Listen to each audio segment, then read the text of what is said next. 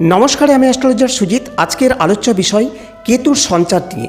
সিংহ রাশি, সিংহ লগ্ন সাপেক্ষে বর্তমানে কেতু যে নক্ষত্রে অবস্থান করে রয়েছে সেটি হচ্ছে পূর্ব ফাল্গুনী নক্ষত্র। সেখান থেকে কেতু এবার নিজের নক্ষত্রে অর্থাৎ মঘা নক্ষত্রে প্রবেশ করতে চলেছেন। কেতুর এই ট্রানজিট 31শে মার্চ থেকে 6 ডিসেম্বর অর্থাৎ 250 দিন, এই সময়ের মধ্যেই সাকসেসফুল হতে দেখবেন আপনি। এই সময়ে আপনার মানসিক ব্লকেজ কমতে দেখা যাবে, তারই সাথে সাথে আর্থিক ক্ষেত্রেও নানাবিধ লাভ আসতে দেখা যাবে। প্রফেশনাল ক্ষেত্রেও লাভান্বিত হবেন, তবে মায়ের স্বাস্থ্যগত দিক থেকে নজর অবশ্যই রাখতে হবে। আবার মায়ের বাবার বাড়ির থেকেও কিছু অর্থপ্রাপ্তি হতে পারে কিংবা আসতে পারে। এই সঞ্চারে পিতার দিক থেকেও লাভান্বিত হতে চলেছেন, তবে মায়ের দিক থেকেও প্রচুর পজিটিভিটি আসার সম্ভাবনা লক্ষ্য করা যাচ্ছে।